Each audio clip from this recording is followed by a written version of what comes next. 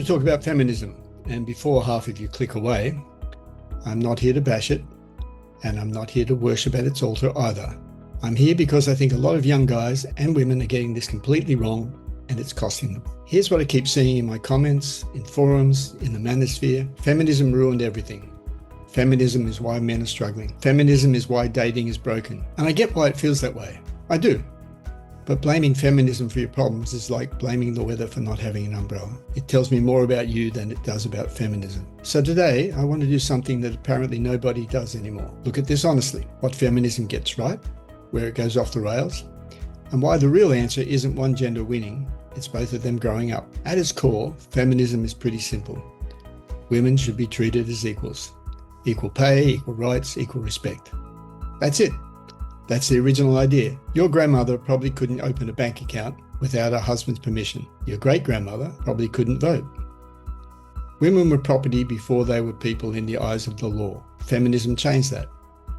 And if you've got a daughter, a sister, or a mother you love, you should be glad it did. So when someone says, I'm a feminist, most of the time they're saying, I believe women are human beings who deserve the same shot. That's not radical. That's just decent. The problem isn't feminism. The problem is what happens when any ideology gets hijacked by people who aren't dealing with their own pain. Now, there is an extreme end of feminism that's gone completely off the map. And pretending it doesn't exist is just as dishonest as pretending all feminism is toxic or all men are toxic. For some of them, it's almost as if they believe that being born male comes with it an original sin. But unlike the Christian view, in their thinking, it can't ever be removed. Supposedly, toxic masculinity accompanies every male, regardless of their nature. You've heard the lines, all men are potential rapists, the future is female, men are trash. And if you're a young guy hearing that, a guy who hasn't hurt anyone, who's just trying to figure life out, that's like a punch in the throat. What did I do wrong? Valerie Solanas, an early feminist, wrote the Scum Manifesto, Society for Cutting Up Men, in 1967, which argued for the elimination of men. She also shot Andy Warhol, had an horrific background, was sexually abused by her father throughout childhood, became homeless, worked as a sex worker to survive. By the time she wrote Scum and shot Warhol, she was also battling paranoid schizophrenia. Her hatred of men didn't come from nowhere. It came from a lifetime of being destroyed by specific men. Then there's Sally Miller Gearhart.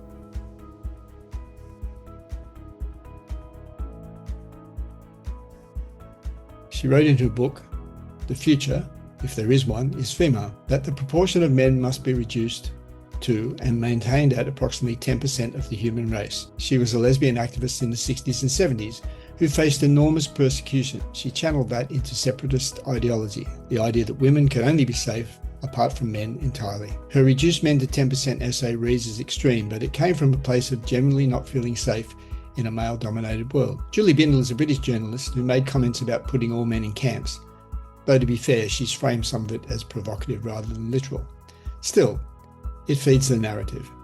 She has spoken about being motivated by her work with domestic violence survivors. Years of hearing women's stories of abuse shaped her into an increasingly hardline position. Totally understandable, but again, generalising to a whole gender based on unresolved pain, and it wasn't even hers. Though I understand how she must have felt about the injustice of it all. Hurt that never got processed turns into ideology. These women didn't wake up hating men for fun. They were broken by specific men and generalised the wound to all men.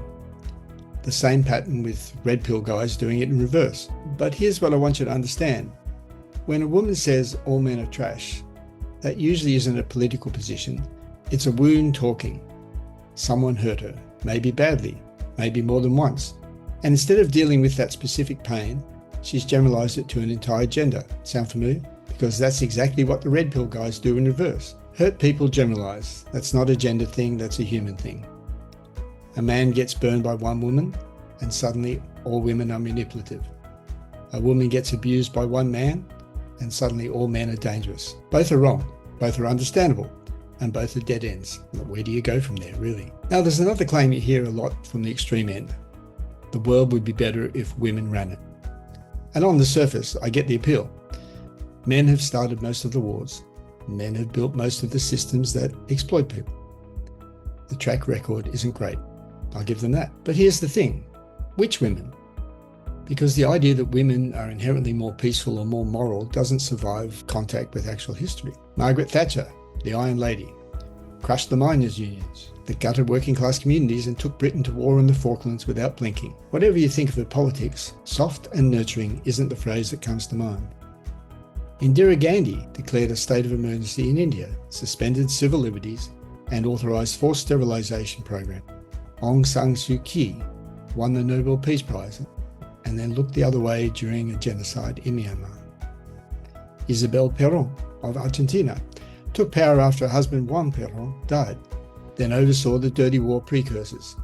She authorised the AAA death squads that kidnapped and murdered political opponents. Thousands disappeared under her watch. But then you also have exemplary examples like Jacinda Ardern of New Zealand, who led with empathy after the Christchurch mosque attack, enacted swift gun reform, and handled COVID with transparency. She also voluntarily stepped down when she felt she'd given all she had. That takes a rare kind of integrity. Ellen Johnson Sirleaf was the first elected female head of state in Africa, inherited a country shattered by civil war, stabilised the economy, and won the Nobel Peace Prize for her work advancing women's safety and participation. She built something from rubble. There are plenty of examples. The point isn't that women are bad leaders. There have been extraordinary women in power. The point is that power doesn't care what gender you are. Power reveals character, and bad character doesn't have a chromosome. There's an interesting thought experiment that pops up in these debates, and a few reality TV shows actually tried it, though reality TV has many limitations for these comparisons.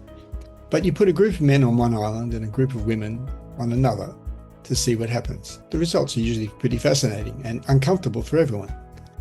The men's camps tended to organise quickly, build shelter, assign roles, get competitive, but they also fought more, took reckless risks and burned out. The women's camps tended to prioritise relationships. They also struggled with decision making, avoided necessary conflict, and sometimes stalled completely. Neither group thrived on their own, and that's the whole point. We're not supposed to do this alone. Men and women aren't competing teams. We're two halves of the same engine. The strengths of one tend to cover the blind spots of the other. Not always, not perfectly, but often enough that the pattern is hard to ignore. A world run entirely by men? Brutal. A world run entirely by women isn't the utopia some people imagine. The best version of the world? It's built by both, challenging each other, balancing each other, and holding each other accountable. Now, I'm an evolutionary anthropologist, so I spend a lot of time looking at hunter-gatherer societies, and what you find generally is that the men would hunt larger game, often unsuccessfully, but they had enough successes to bring back large protein sources to camp. They also protected the women from incursions by males of other tribes.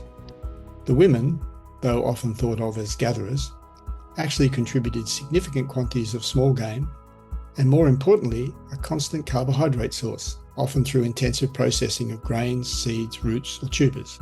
They worked together, and this system kept all of your ancestors alive, stretching back millennia. Were women often oppressed? Absolutely. But in many instances, they also had a lot of power. Both sexes worked together, and because they did, you're alive today. I taught wilderness survival for over 2 decades, and before we set out for 2 to 5 days in the bush, I would split the many groups into all male, all female, or a mix of male and female, and give them a survival scenario to deal with. It involves selecting a series of items and ranking them in priority of survival.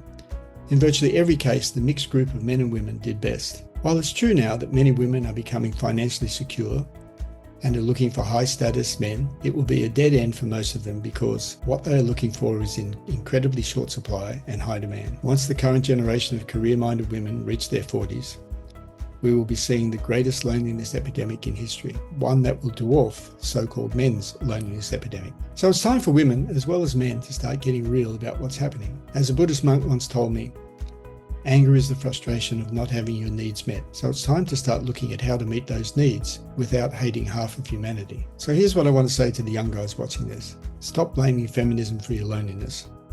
Feminism didn't put you in the friend zone. A lack of boundaries, purpose, and self-respect did that. We covered that in a previous video. But also, don't swallow the extreme stuff from either side. The guy telling you all women are hypergamous manipulators is just as lost as the woman telling you all men are predators. They're both speaking from pain, not truth. The real work isn't picking a team or a side. It's becoming the kind of man who doesn't need a team to feel secure. A man who can hear the future is female and not feel threatened. because he knows his own worth isn't up for vote. A man who can support equality without feeling like he's losing something. When women rise, good men don't fall. Only fragile ones feel threatened. Build yourself into someone who's strong enough to stand next to a strong woman without needing to shrink her to feel tall. That's not weakness, that's the whole point. The perfect world isn't male or female, it's human. And it's built by people who've stopped blaming the other side and started building something worth standing on together. And I want to say something to the women watching this too, because this isn't a one-way street. If you've been hurt by a man, truly hurt, I'm sorry. That matters. That pain is real and it deserves to be heard, no doubt. But if you've taken that pain and you've turned it into a philosophy, if you decided that all men are dangerous, that masculinity itself is the disease, that the world would be fixed if men just disappeared, I need you to hear this with the respect it's intended. That's not feminism. That's a wound dressed up as a worldview. The women I mentioned earlier and many others over the years didn't wake up hating men. They were broken by specific men. Despite often wanting to end men, they weren't evil women. They were broken women who never got the help they needed. And instead of healing, they built ideologies out of their suffering.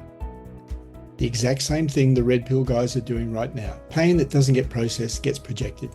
And when you project it onto an entire agenda, you don't get justice, you get bitterness wearing a badge. So if you're a woman carrying that weight, get the help you need. Not for men's sake, for yours. Because the version of you on the other side of that healing doesn't need to tear anyone down to feel powerful. She already is. Let's have some compassion for each other.